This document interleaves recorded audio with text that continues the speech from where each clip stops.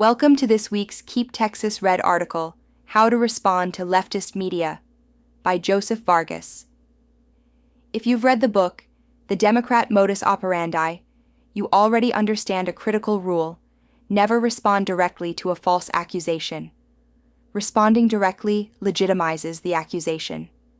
That is precisely the trap and intent of a passive-aggressive question. A passive-aggressive question is an accusation disguised as a question.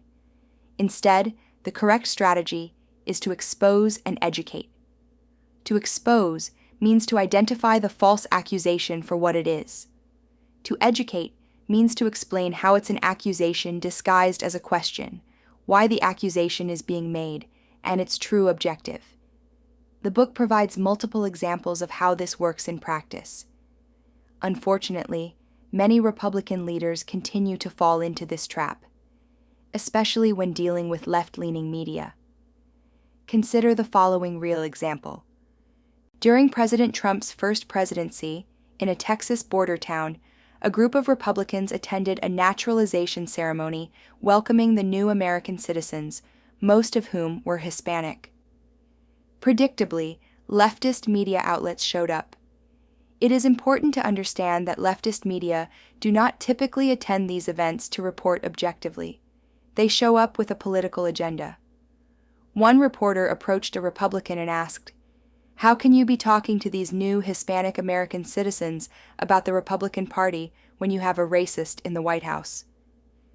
This was not a legitimate question. It was a passive-aggressive question, an accusation disguised as a question, and it should never have been answered directly. The Republican visibly cringed and replied, "Well, we want people to know we're not all like the president and that we're still here for them." This was the wrong response. By answering this way, the Republican accepted the false premise that the president, and by extension Republicans, are racist. The reporter achieved his goal. The narrative was set, and the interview was a success for the leftist media.